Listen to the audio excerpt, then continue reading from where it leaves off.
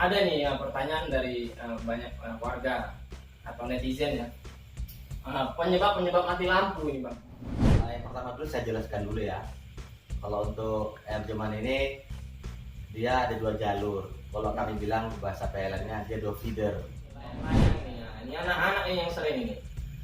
Bahaya, hati-hati kalian ya. Ini bang, kasih penjelasan biar supaya banyak anak-anak yang takut lah. Minimal takut lah. Untuk layang-layang kita untuk di air joman ini memang cukup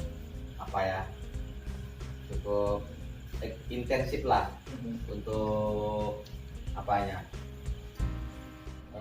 Kejadian yang mungkin ya agak sedikit agak sedikit mistik lah kita. Kira-kira kalau malam ini kan malam sangat ya mendegangkan ya, apalagi mati lampu ya. Kalian kan ya kita kalau udah malam mati ya ini aduh, siang aja pun kita mau ngeluh ya, apalagi malam. Nah, ini kayak mana ini kisahnya nih? Apa pernah nih ketemu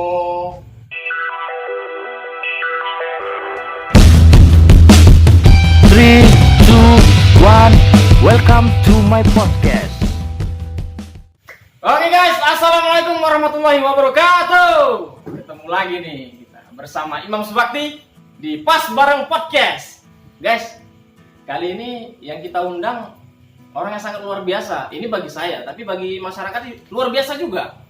Tanpa berlama-lama lagi, ini dia Bang Jul Fahmi selaku karyawan di PLN ya, PLN cabang Air Joman. Kantor jaga. Oh, kantor jaga Air Joman. Jadi bang, gimana nih menurut bang? Sudah berapa lama bang bekerja di PLN? Yang pertama kali kita kenalan dulu ya kan. Nama saya Jul Fahmi. Saya petugas Siantek di Air Joman. Pertama, saya mengucapkan terima kasih bisa di sini. Kemudian salulah kepada kalian para anak muda kreatif. Ya mudah-mudahan apa yang kalian buat ini bisa berlangsung dengan baik dan sukses seperti yang kita harapkan. Amin. Kalau saya kerjanya dari mulai tahun 2001 sudah masuk outsourcing. Kemudian untuk saya dulu ya dari klasifikasi dulu. Di PLN itu kan ada outsourcing, ada pegawai. Nah, di sini kita statusnya petugas. Nah, petugas yang dipercayakan PLN di Air Joman, khususnya Air Joman. Karena pembicaraan kita kan pada malam hari ini kan listrik di Air Joman. Nah, jadi nanti ya, yang kita bincangkan ya khusus Wilayah Air untuk Joman. skop Air Joman. Gitu. Nah, Oke, mantap. Jadi posisi bekerjanya apa tadi? Oh, outsourcing. ya outsourcing, petugas Siantek, Tugas Siantek. Siantek Oke. Air Joman. Iya.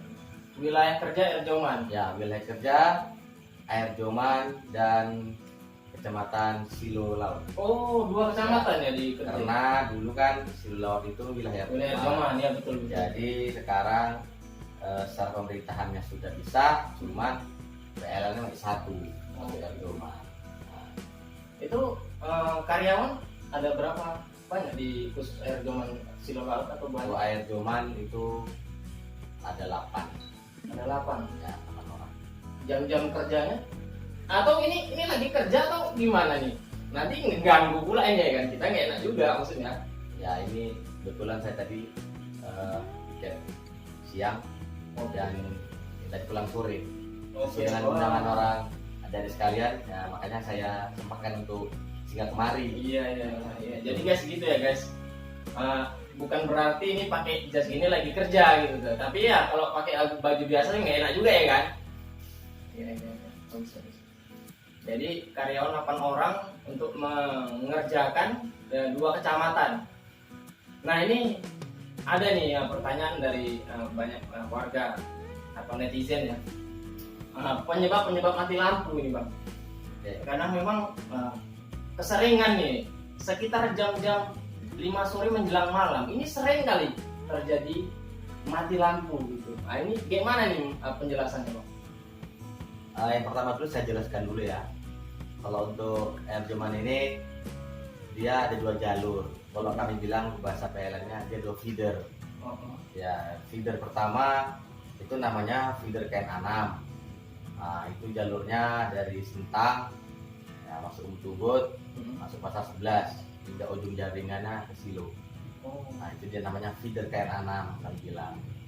Kalau orang masyarakat bilang sini ya itu jalur kisaran itulah biar lebih enak diterima kan. Nah, kemudian jalur kedua namanya KN1.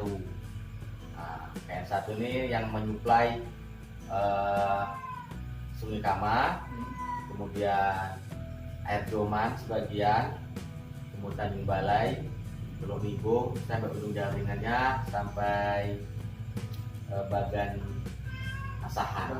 Ya, itu yang disebut orang dengan jalur Tanjung Balai. Sebenarnya perlu saya klarifikasi, bukan jalurnya dari Tanjung Balai, cuman arah ke Tanjung Balai. Nah, cuman pusatnya itu masih tetap di Sentang.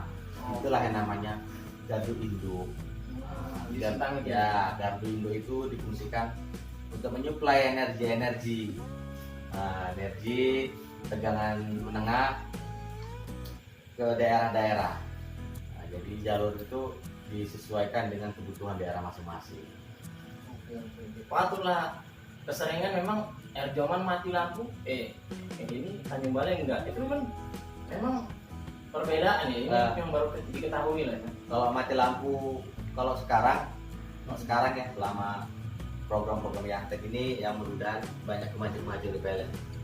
Kalau zaman dulu ya sekitar 5 tahun atau 7 tahun belakangan ya dulu kan ya kita kan PLN masih masih kekurangan suplai energi. Nah, kalau dulu jadi itulah diadakan pemadaman bergilir.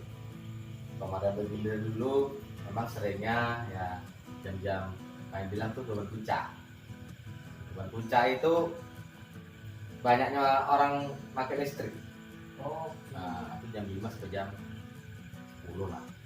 Nah, itu diadakan pemadaman bergilir.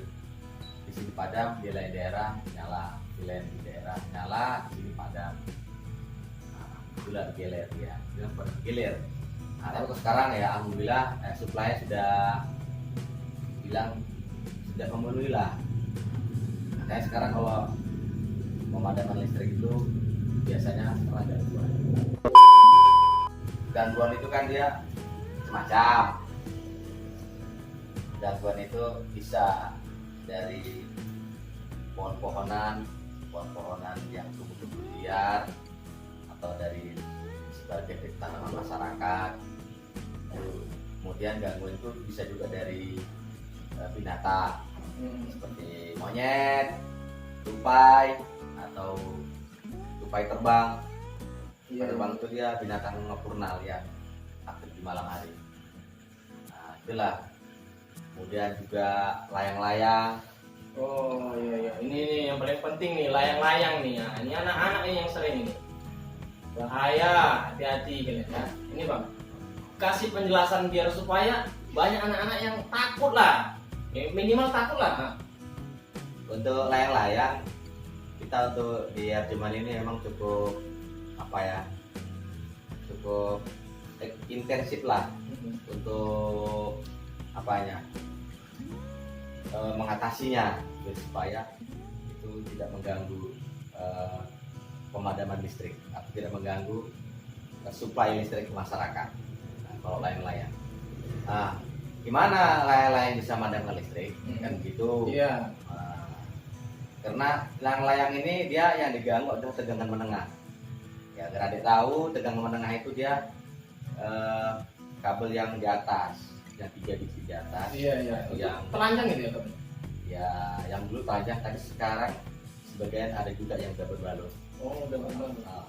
Jadi yang buat padamnya itu kadang-kadang layang-layang ini kan ada juga yang terbuat dari timah. Timahnya itu balutnya. Jadi timahnya ini bisa menghubungkan dari kabel ke kabel satu lagi.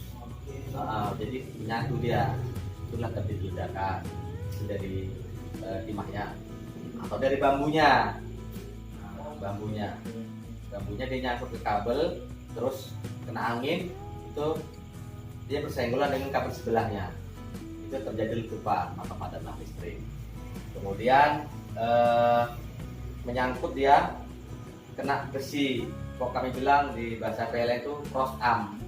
Cross arm itu kalau ada lihat dia penyangga kabel itu. Apabila bambunya itu dia menghubungkan dari kabel ke cross arm itu, maka terjadi ledakan, maka padamlah listrik. Nah, begitulah. Atau juga bisa juga ketika layang-layang menyangkut di TM itu kan, bilang tegangan menengah itu, posisinya itu kan ditarik-tarik sama anak tuh. Iya. Tarik, goyanglah kabel. Goyang belagalah dengan kabel tetangga sebelah. Iya. Bukan rumput tetangga, tapi kabel tetangga sebelah. Nah, kabel tetangga gabung, terjadi ledakan, maka padamlah listrik. Itu layang-layang. Kemudian bisa juga dia burung. Karena sifatnya kabel listrik ini dia harus sinyal, tidak mau menyentuh dengan temannya, juga tidak mau menyentuh dengan bumi. Apabila ada material atau sifatnya bahan-bahan yang bisa menyalurkan arus listrik, itu terjadi ledakan karena dia tidak mau. Jadi kalau dia burung itu bisa matikan listrik, nah, gimana dia historisnya atau prosesnya, kayak gitu kan? Burung, orang bilang kan, kenapa burung ini ya kena setrum? Katanya ada lapisan plastiknya. Nah, itu sebenarnya salah. Asumsi itu sebenarnya salah. Nah, burung itu bisa meletup, terjadi percitaan burung. Nah, jadi gini, dia kan sebelahnya di sini, dia hinggap sebelah ke kabelnya, sebelah juga kabelnya, terjadi cium-ciuman. Nah, Oh my god! Wow! Mati burung, mati juga listrik. Nah, Jangan sembarangan cium-ciuman ya. Iya. nah begitu lah kalau burung. Nah, terus kalau dia monyet begitu. Ya monyet kan sama tubuh kita bersama dia gitu ya. Struktur tubuhnya lah. Dia kalau buntutnya kan panjang. Itulah kalau dia megang kabel, buntutnya bisa masih di trafo atau di cross arm atau kabel sebelahnya, terjadi ledakan. Sama juga dengan tupai atau tupai terbang. Yang sering tupai terbang. Tupai terbang itu kalau bilang kalau kopok. Bisa juga kalau kita nimbal itu namanya pupin. Ya. Nah, itu dia. Kadang dia masih berjalan di cross arm itu busnya itu kan. Terus dia mau naik ke kabel. Kan kaki sebelahnya atau buntut ekornya masih di cross arm tuh. Kaki yang depan udah di kabel. Terjadi ledakan. Masih lampu. Itu kalau pas anak-anak narik gitu, mau nggak nyamber ke dia gitu? Narik layangannya gitu. Tergantung apanya, material dari benang itu. Kalau benangnya kawat ya sama saja memegang kabelnya. Iya, nah, sama gitu. itu. Terus kalau dia benang, kalau kering nggak apa-apa, cuman kalau basah itu cukup membahayakan. Ya bisa juga, nggak bisa dipastikan. Iya, makanya anak-anak hindarilah bermain layang-layang di bawah tegangan tinggi. Atau yang lebih proaktif sebenarnya orang tua. Namanya anak sebenarnya kan banyak nggak tahu apakah itu bahaya atau tidak. Yang tahu orang tua. Jadi orang sebenarnya harus proaktif untuk memberi pengarahan sama anak-anaknya. Jadi ini kalau dinas itu pagi dan malam. Kalau si pagi, si malam. Oh. Nggak pagi nggak siang dan malam. Oh, nggak ini ya, seminggu siang, seminggu lagi malam gitu ya. Nah, itu tergantung kebijakan dari daerah masing-masing. Jadi ini kejadian yang mungkin ya agak sedikit agak sedikit mistik lah gitu. Kira-kira kalau malam ini kan malam sangat ya mendegangkan ya, apalagi mati lampu ya. Kalian kan ya kita kalau udah malam mati ya ini aduh. Siang aja pun kita mengeluh ya, apalagi malam. Nah, ini kayak mana ini kisahnya ini? Pekerjaan itu pasti punya risiko masing-masing. Iya, betul. Ya kadang-kadang kalau di listrik ini jelas ya tegangan apa namanya, tersengat tegangan listrik gitu. Itu makanya harus dipelajari dulu dan semua harus safety. Kemudian kalau perkara yang mistik itu biasa lah dulu. Kalau di dunia PLN terutama di lapangan, orang itu udah biasa. Karena jaringan kita luas, dari mulai perkotaan sampai pelosok desa sampai ke pelosok kali desanya. Nah, jadi kalau namanya pelosok desa pasti ada yang desa itu ada yang ramai, ada yang jarang rumah, ada yang hutan-hutan. Jadi ketika kerja malam, hujan-hujan angin, mati listrik, itu harus kita tangani. Ketika di hutan-hutan itulah ya namanya teman-teman itu punya pengalaman masing-masing. Namanya kita hidup itu ciptaan Allah ini kan banyak. Hidupnya pasti kita ada dampingannya.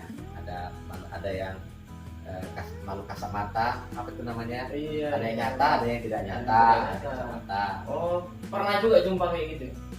Ya pernah lah. Pernah. Kalau orang yang biasanya rata-rata pernah.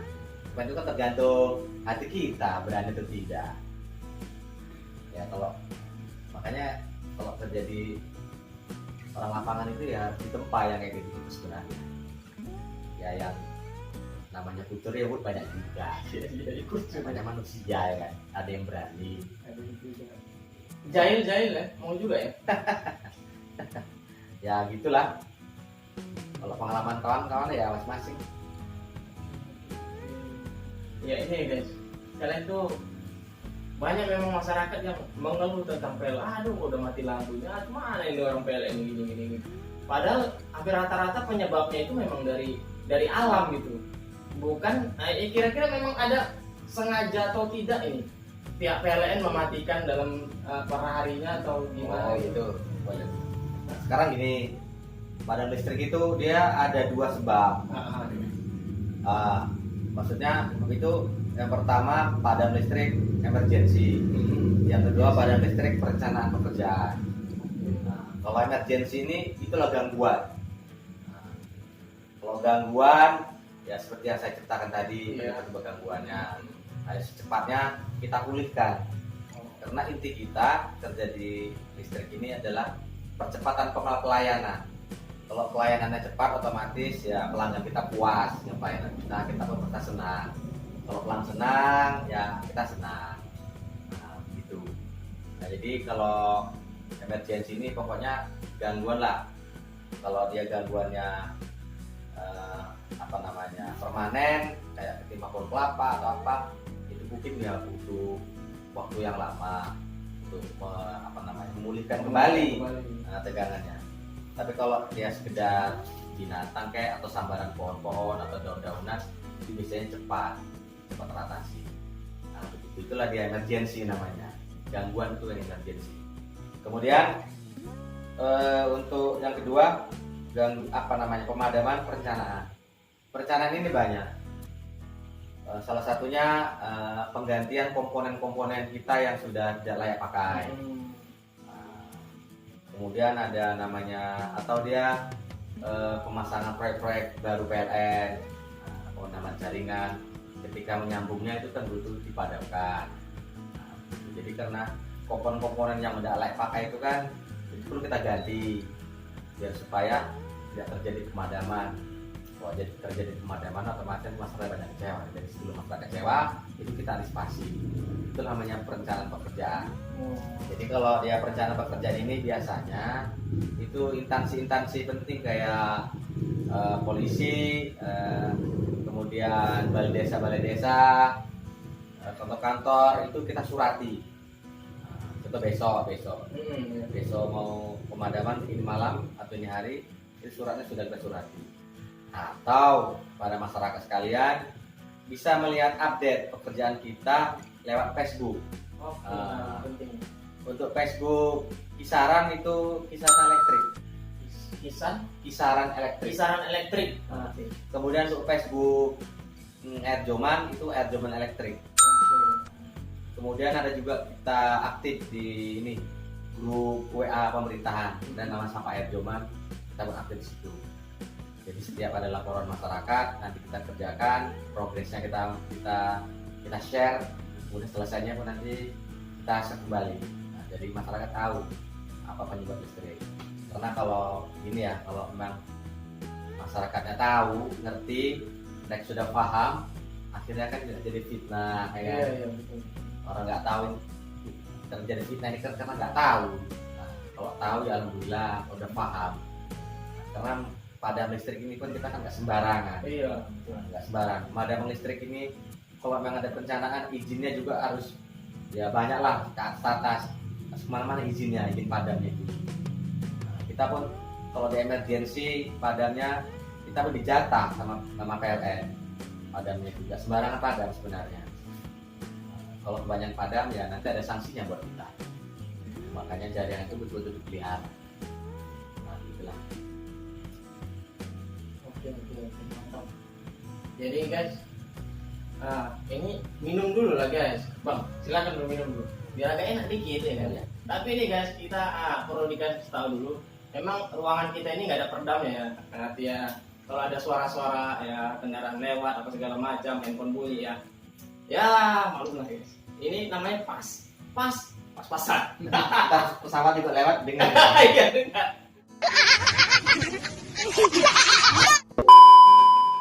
Jadi ini Bang. Pernah kejadian ya listrik itu tiba-tiba mati, tiba-tiba hidup. Itu penyebabnya apa ya kira-kira? Memang sengaja dimatikan atau? Oh, tidak. Oh tidak. Makanya tadi saya bilang tadi, kalau PLN sengaja mau mematikan, itu pasti ada informasinya. Informasinya. Ya, namanya pekerjaan. Ah, Atau emergensi pekerjaan ada juga. Contoh di kabel putus, ya kan? ah. Kabel putus itu dimatikan. Tapi itu biasanya itu kami bisa juga ke Facebook. Oke. Ya. Gitu, kayak gitu. Itulah dia. Kemudian tiba-tiba mati dia hidup. Iya. Ini historisnya kan. Ah, Semua ada gangguan. Ada gangguan. Terjadilah dia ada contoh dia monyet.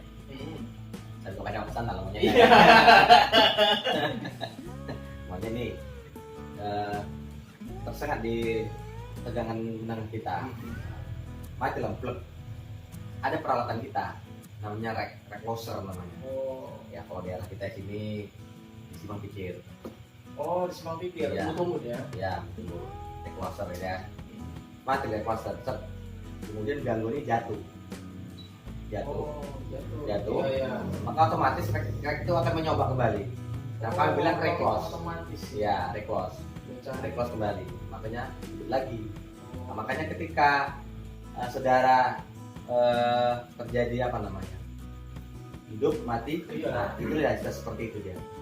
Tapi apabila nanti gangguannya tidak jatuh, ya kan, reclose kembali, hidup, itu akan gagal. Oh, Gagal, mati lagi. Nah, makanya kalau udah 2 kali coba, biasanya itu agak lama padamnya. Karena jaringan itu perlu kita lacak. Iya. Dilacak satu persatu, tiang per tiang. Kalau malam pakai senter. Jadi betul-betul clear nanti pekerjaan kita, gangguan atau gangguan ditemukan, kita buang gangguannya udah betul clear, baru pengaman kita basic kita masukkan kembali. Karena kita nggak sembarangan masukkan itu. Semua ada prosedurnya, ada juga kayak apa namanya, ada SOP-nya. Mau ada SOP-nya, nggak sembarangan. Pokoknya kalau gangguan ditemukan, itu baru bisa dimasukkan kembali.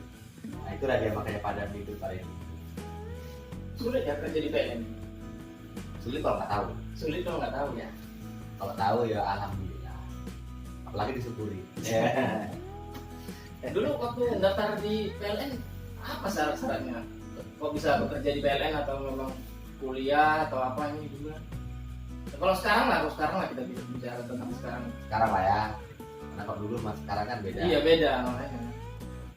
Kalau sekarang kalau kita mau ya kerja di PLN ini ya sesuaikan dengan zamannya. Sekarang kan udah zaman canggih. Iya. Semua serba istilah orang bilang bah Google. Nah, semua juga dari situ. Semua dari situ. Ya kalau adik mau nengok informasi PLN, website PLN ada. Ketika ada PLN atau PLN 123 atau ketika ada PLN situ, website PLN keluar semua di situ. Keluar semua di situ. Iya. Apakah ini penerimaan karyawan atau apa kayak semua di situ. Makanya kalau mau memang mau ada minat mau bekerja PLN ya rajin-rajin lah kayak gitu. Itu kadang-kadang pun di WA pun itu ada juga pengumumannya untuk penerimaan. Jadi kalau mau itu penerimaan apa ya, pegawai. Jadi kalau yang betul-betul ingin jadi pegawai di PLN ya harus bisa bersaing lah. Bersaing ini artinya bersaing intelektual. Kalau bisa kita lulus tes segala macam ya insya Allah masuk bisa bekerja. Nah, sekarang pokoknya asal kemampuan intelektual kita oke ya bisa. Iya, kadang-kadang kan gini sih. Kalau di perusahaan-perusahaan lain memang saya memang udah sering-sering dengar ya, tapi kalau di PLN kurang-kurang dengar tentang lamaran kerja bekerja di PLN kurang memang, atau mungkin masyarakat ini takut karena kan udah berhubungan dengan listrik gitu. Nah, ini bisa nggak nih dikasih tips-tips nih? Mungkin untuk yang pengen daftar di PLN biar dia nggak takut ya, nanti kalau udah kerja di PLN aduh resikonya ini pasti mati nih, kesengat atau segala macam gitu. Ada nggak nih tips-tipsnya biar mereka nih ya bisa bekerja di PLN? Pertama tadi kalau mau informasi tentang karyawan sudah saya jelaskan ya di Google segala macam. Ya kalau takut atau tidak takut ini kan tergantung pengetahuannya. Iya. Kalau tahu ya nggak takut. Ya takut itu karena nggak tahu. Iya. Nah, jadi kalau udah nanti memang udah jadi karyawan pasti kan ada pendidikan di situ. Ya ada strategi tekniknya adalah pendidikannya. Pendidikan bagaimana menahan arus listrik ini. Tapi bagi masyarakat yang ini ya, yang agak takut, ya memang itu perlu diwaspadai. Perlu waspadai. Jadi ada sedikit caranya biar kita tidak tersengat ataupun tersengat tapi tidak begitu ini namanya. Tidak begitu mematikan atau fatal akibatnya.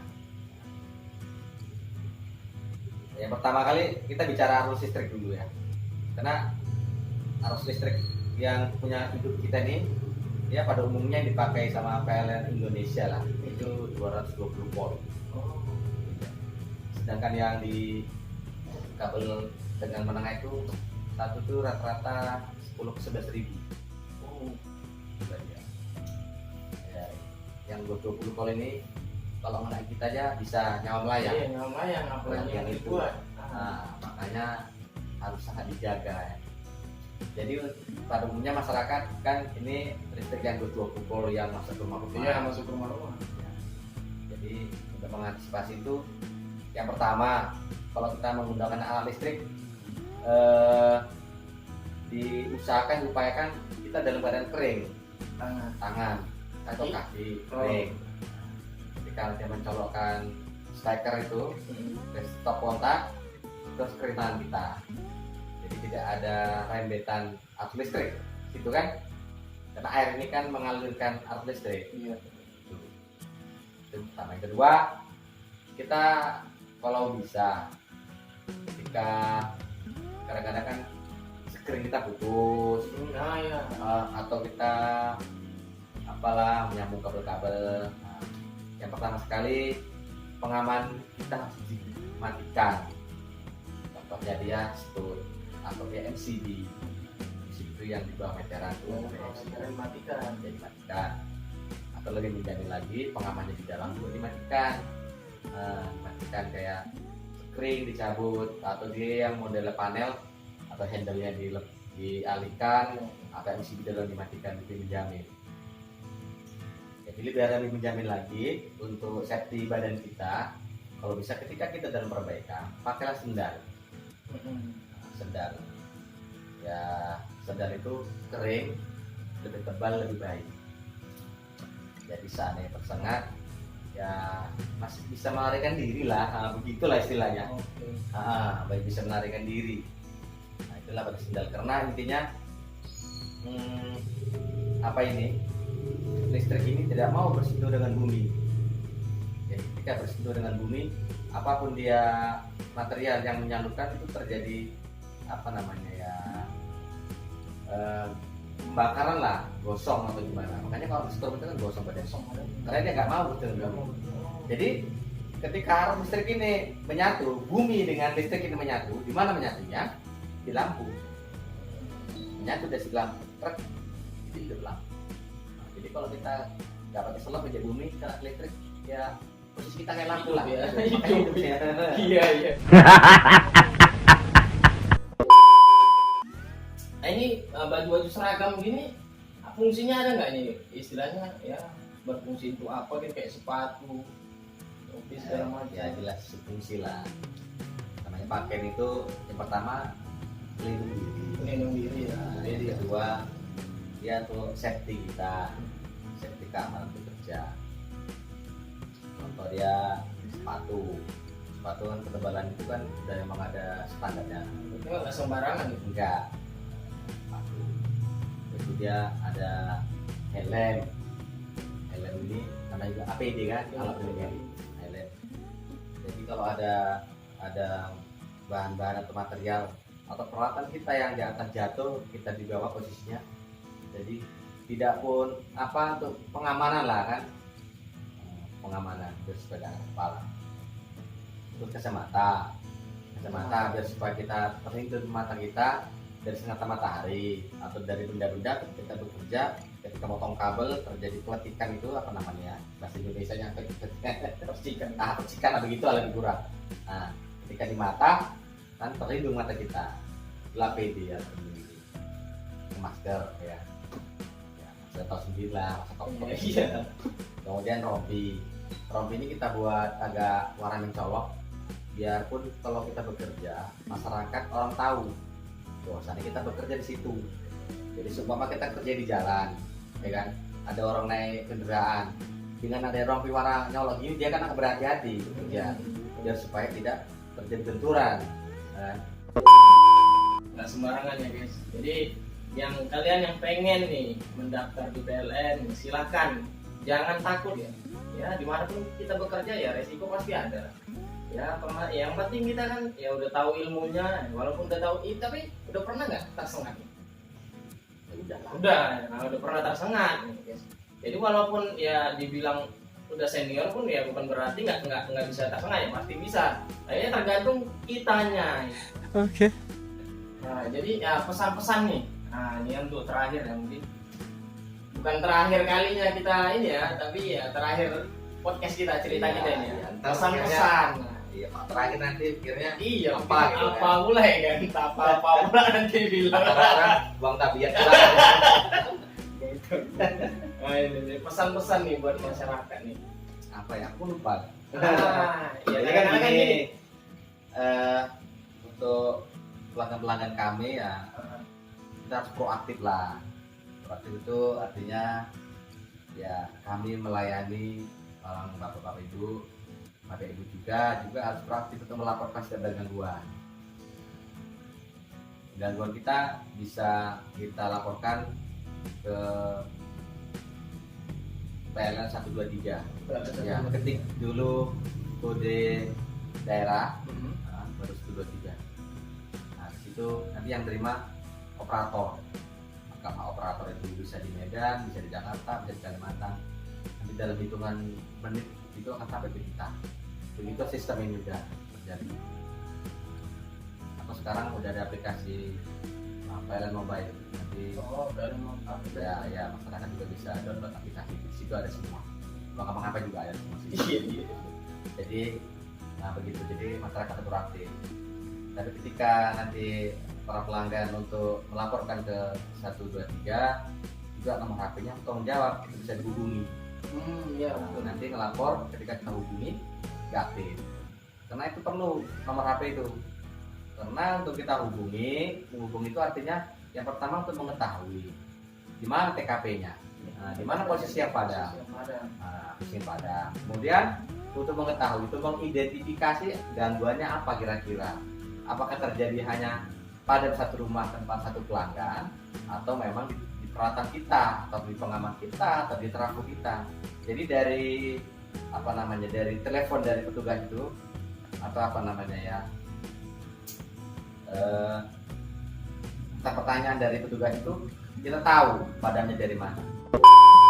Nah, kemudian ini yang paling penting sekali lah, ada 2 yang paling penting sekali. Nanti kalau ingat tak ambil lagi. Iya. Kemudian untuk para pelanggan atau masyarakat kami, untuk menjaga pasokan listrik kita ini bisa nyala, tidak padam-padam. Kalau bisa yang pertama sekali, kalau bisa janganlah menanam pohon keras di bawah jaringan listrik kita, karena ya itu cukup mengkontribusi besar dalam pemadaman listrik, padamnya listrik. Ya, kalau bisa yang di bawah jaringan tegangan menengah kita, ya tanamlah pohon-pohonan yang contohnya sayur-sayuran yang sudah bisa menjulang ke atas. Nah, begitu. Karena jarak antara kabel TM itu dengan pohonan itu, kalau nggak salah saya itu harus 4 meter. Oh, jaraknya. Ya, 4 meter. Jarak 4 meter itu artinya kalau kena angin, contohnya sawit nih, Iya. kok 2 meter, kok kena angin gininya, Iya. Nah, kalau 4 meter kan enggak. Betul. Nah, begitu. Itu standarnya itu 4 meter. Makanya petugas kita, teman-teman kita, rekan-rekan kita, itu setiap ada cabang pohon kayak ranting yang mendekati tegangan menengah kita itu akan kita potong.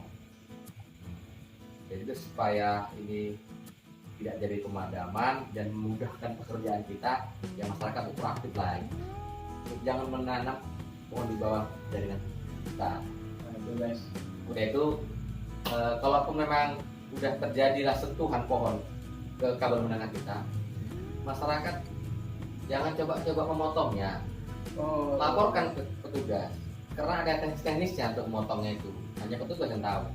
Nanti kok sembarangan, nanti terjadi kecelakaan, terjadi sengatan listrik yang mengakibatkan, ya akibatnya itu fatal akibatnya kan, sampai nyawa dan melayang juga. Kalau kok tegangan tinggi ini tidak pun melayang, ya minimal cacat lah. Waduh, bahaya. Nah, kemudian yang kedua tadi layang-layang. Nah, cuman kami mau sekali lah kepada bapak-bapak, ibu-ibu untuk praktik, untuk apalah, membilangi anak-anaknya. Nah, jangan bermain layang-layang di bawah jaringan kita. Ya, kalau anak-anak kita bilang sekarang, besok main lagi. Bisa main lagi, Nah, betul. cuman orang tua kan harus praktik gitu, supaya tidak terjadi main layang-layang di bawah jaringan kita. Karena sangat merepotkan sama kita. Layang-layang ini cukup merepotkan. Terus sampai kemarin kita ada lagi layang-layang. Ada lagi. Iya, supaya ngasih tahu masyarakat. Karena bisa tengok-tengok, diperhatikan lah bagi para pelanggan yang apa namanya, yang ramai layang-layang. Biasanya kalau udah musim layang-layang itu sering mati lampu. Iya. Ya, coba bisa diperhatikan. Nah, kemudian cuaca. Kalau udah cuacanya nggak menentu, hujan angin segala macam, ya itu biasanya sering pada listrik agak dimaklumi, namanya juga cuaca. Kalau pohon di sini ada pelepas kelapanya, walaupun dia jatuhnya ke bawah, kalau kena angin pasti ke samping. Nah, ke samping pasti naik kabel kita. Nah, kalau main cuaca biasanya kalau kita mau grafiknya itu, kalau dia memang bulan 7 sampai bulan 12 atau yang musim hujan itu semangin bisa dipadam, grafiknya naik dia. Nah, itu cuaca. Makanya itu biar supaya nggak banyak grafiknya nggak naik, kena angin handal, kena petir, ya kena angin handal, terus apa namanya ya, kena petir juga nggak apa-apa, segala macam, itu harus banyak pemeliharaan. Itulah dia. Iya. Ini sangat bermanfaat kali untuk kita ya guys. Jadi untuk masyarakat kita, mohon tuh jangan sering-sering mengeluh lah ya. Kita harus saling kerjasama nih, pihak PLN dengan masyarakat, agar supaya ya, listrik kita ini tetap hidup. Siapa sih yang pengen listrik ya sering-sering mati? Nanti kalau nggak ada kerjasama antara masyarakat dan pihak PLN gimana gitu kan? Nah, karena kan gini, dari pihak PLN ini kan nggak ada istilahnya kayak monitornya, di mana ada yang mati di situ langsung didatangi tanpa ada laporan dari masyarakat, nggak bakalan mungkin ya kan? Nah, itu dari masyarakat. Jadi memang kita harus saling bekerja sama. Ya, dan terima kasih atas waktunya. Mohon maaf nih ya, mungkin ada tutur kata ya tingkah laku yang salah nih ya dalam pembahasan kita. Guys, jangan lupa like, komen, dan share video kami agar kami bisa berkembang lebih baik lagi. Jangan lupa tonton kembali di Pas 12 Official, Pas Bareng Podcast. Wassalamualaikum warahmatullahi wabarakatuh.